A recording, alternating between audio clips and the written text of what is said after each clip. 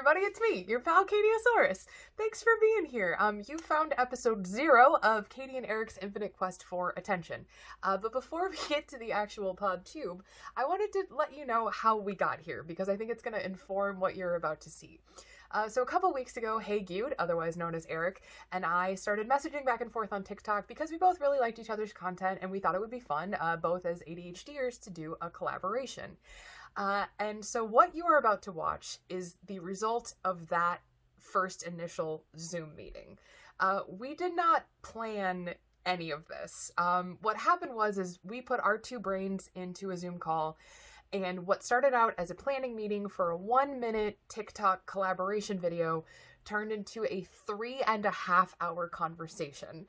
And we realized that we might have more to say than can fit into a 1-minute video. And so we are so happy and so excited at all of the support that we've gotten. But we wanted to kind of show you like a behind the scenes, like where it all started, how we got here. So this is it. This is episode 0. So without further ado, I'll probably like insert a crossfade here or something. Okay, bye. I never have a towel thing in my. You see how wet my hands are? Ugh.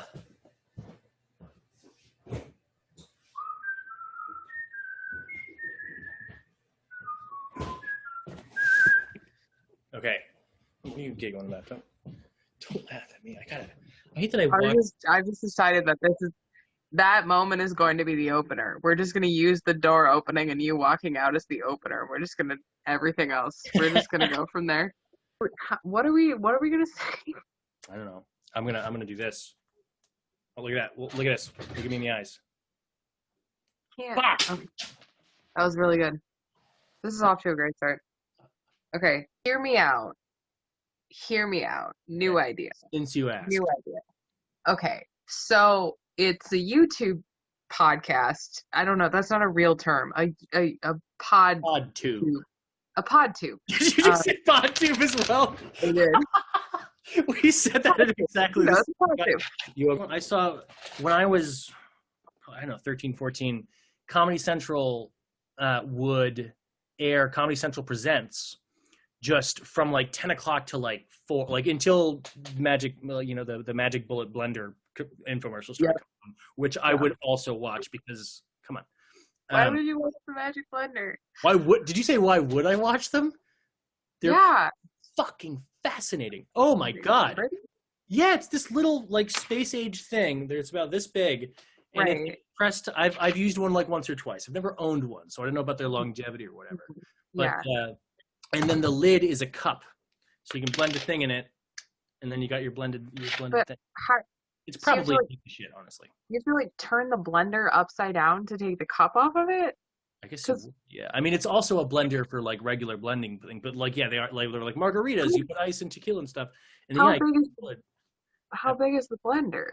It's I mean, is it like is it? Because I'm picturing like a conventional blender. That can't be right. No, it's like like the blend like. Are you talking about the kind where you like push it down and it like does it like? Yeah, you tap the top and they're like if you put some tomatoes in there, some celery, some onions, you like tap it 3 times and all of a sudden you got like some salsa-y thing. Right. That kind of thing. Which if it's 4 a.m. and you're on a mattress in your parents' basement, that's the most amazing thing in the world. Because you don't. In my case, I didn't have a home. Like I didn't own anything. I never bought anything with my own money in my entire life. So the first thing you bought was a blender. That was the number one on the list. Number one on the list was this. Like it looks like I don't know. Yeah. Okay, mine was the soundtrack to Muppet Treasure Island. That was the first thing that I ever bought on the internet. I was gonna be a dick and say, "Oh, I don't care. This is about me." But that's fine. But I really want to know why the fuck you bought that before I forgot, because I felt like it was just really important that information be disseminated. Also, I've just decided that this is the first episode. Like we still haven't done the announcement. Say it out loud. This is compelling. We're talking about blenders. We're talking about Muppet Treasure Island. I don't know. It's off to a great start. Tell me about Muppet Treasure Island. That's it. You've never seen Muppet Treasure Island? You don't need to qualify Muppet Treasure Island. It's just great. That's why I bought it. That's the full story. Yeah. It's I'm genuinely asking in this moment, have you seen Muppet Treasure Island? Oh, have I seen it? Oh no, I have. But I mean, it was like in third grade. Like, you know, when they would like wheel the TV in. Yeah, with like the big crank strap on top. Yeah. Did you just have the big crank strap? Ours was like yellow. It was like a yellow and black strap, and they would like ratchet it, and then it was like the VCR, and then there was like the old ass VCR, but then there's like the DVD player, like when we got fancy, and then and it like never really worked. There's always like a holy thing. Like what are those called? Like where it's like a lot of plugs. Like square, you know what? It's like a power cord, like an extension cord, but there's like a power strip. Yeah. There's always like a power strip, like duct tape to the side. Like, it was not. I don't know if this was the case for you, but you could hear. Well, kids can apparently younger people can hear higher frequencies than older people because like the hairs in your ears that hear those frequencies like degrade quickly. It always made they would turn it on and the whole room would go like, I can't make the noise because it's insanely high, but the really high pitched fucking noise. Yeah. Turn it on and all the kids would kind of go, ah, but the teacher couldn't hear it because the little hairs in their fucking ears heard those frequencies. And so but also those TVs didn't exist for them when they were our age. So they had it's not like, oh, it's the thing. They had no fucking idea. Oh, now they all have fucking like smart boards and they just all have projectors and smart boards. And like, it's just the youths these days. That's what I'm saying. They just don't appreciate a fine adaptation of a Robert Louis Stevenson classic, Treasure Island. What I'm saying. Anyway, listen to our podcast. All I want my whole life is to hug a Muppet. It's like I have I have a bucket list. I have I don't have a big bucket list, but I have I'd say I have like a KFC medium-sized bucket list. Yeah, I have like a KFC medium bucket list, and I feel like I should dream bigger. But the thing is that I have very specific goals. Like I have very specific bucket list goals, and they're so specific that it's like I'm pretty sure at some point, like some of them I'll get around to because like they're so specific because it's like I want to go on Sesame Street. I want to be a guest star on Sesame Street, and I want to hug a fucking Muppet. And but the problem is like I can't do it. I won't be able to because I wouldn't be able to fucking control myself. I would just weep. I would just be weeping. I would just be constantly weeping, and they'd be like, okay, take 57, and I'd be like, okay, so ADHD is a thing that some kids have, and I'm just really happy to be here on Sesame. Like, I wouldn't be able to handle it. It would be very bad. You just try to pull Grover out of the trash can and be like, I need to hide. First off, Grover doesn't live in the trash can. Oscar lives in the trash can. So, like, get your shit together. Second off, that's it. I was just really You didn't think of a second thing, did you? No. Grover's like my second favorite, though. Which one's Grover then? So Oscar, Oscar the Grouch lives in the trash can. Grover's the one who's a superhero, and Oscar's the grumpy one who lives in garbage can. He's like, I'm grumpy. Huh. But I think it's funny about this is the whole. I'm not really sure what I think about what I'm about to tell you. What I think about. But like all the characters, like Oscar is a Grouch. That is his identity. It is in his DNA that Oscar is the Grouch. And I always thought that was kind of fun. Like, you know, like I don't know. Like I have some like when I'm in a grouchy mood, time just sort of flattens, and I'm like, I have always been a Grouch. I will always be a Grouch. This is just who I am, and I know that that's wrong. Like I'm aware that is just factually inaccurate. That's irrational to believe, but that's how I feel, and I want to believe that I'm just a grouchy, shitty person, but of course I'm not. And so I always thought it was kind of interesting that like this is this kids show where kids are learning about like object permanence and stuff, and we're sort of saying like, oh, you know, some people just are grouches.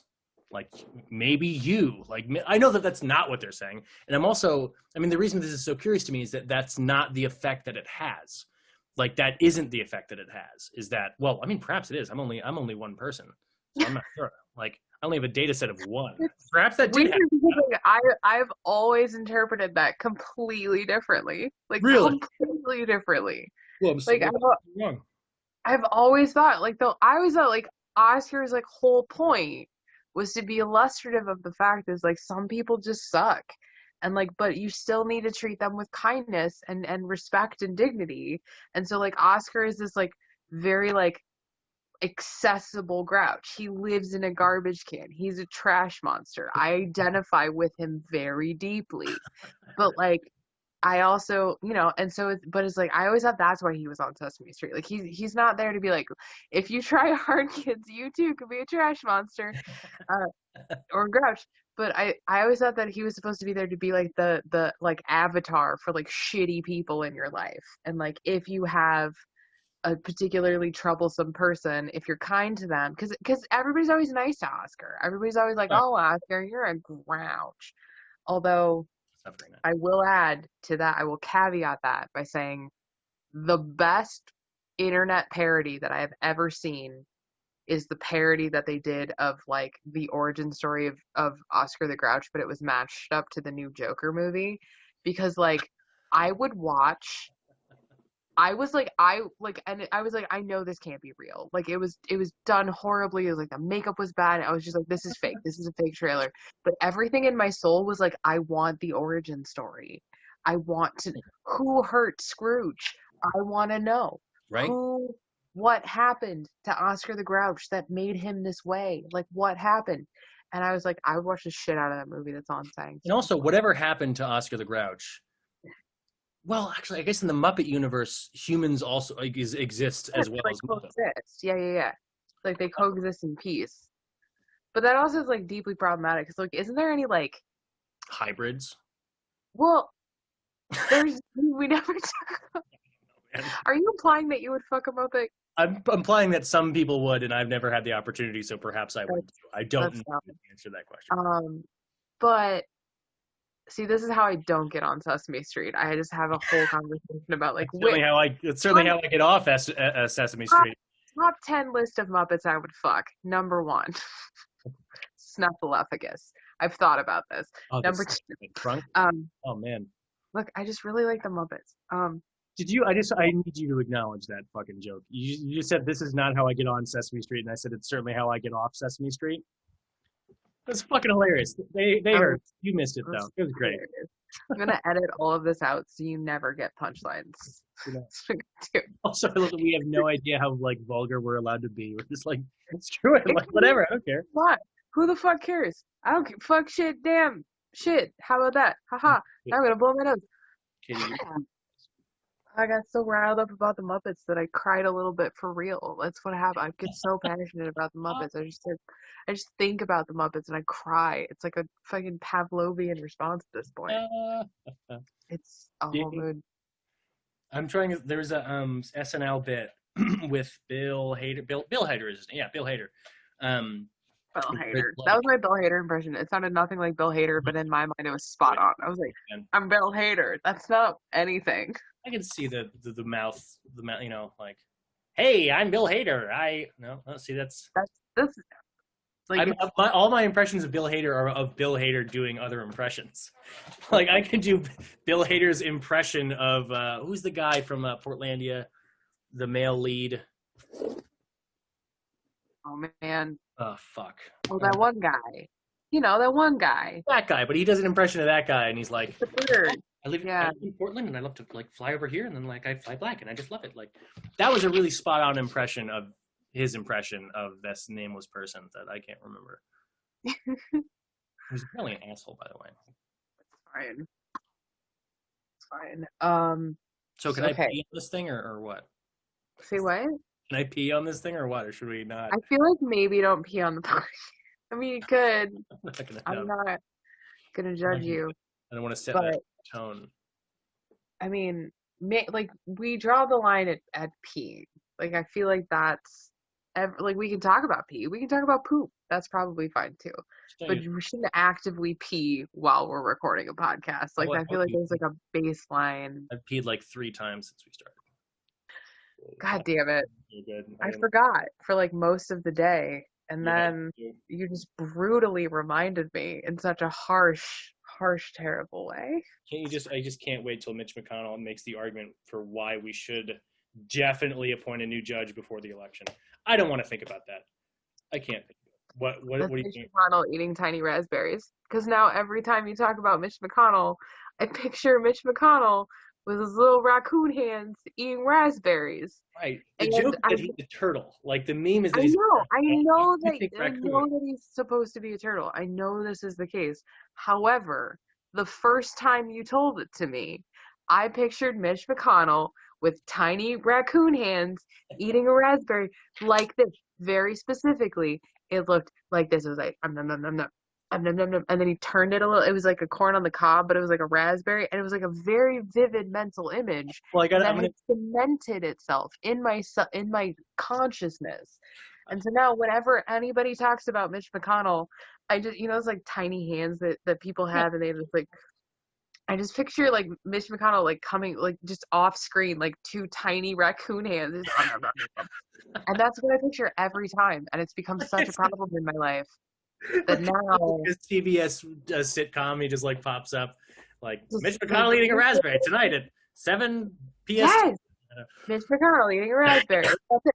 But now I'm like, I feel like I need to talk about it more, because if I talk about it enough, we'll get fan art of Mitch McConnell with tiny raccoon hands eating raspberry. Yeah, that's funny, and I'd like to see it. But I like the amount of if I could have just less Mitch McConnell in my life in any way. That's valid. No. What if it was like a very unflattering portrait of Mitch McConnell? Well, no, I'm just being really funny and clever.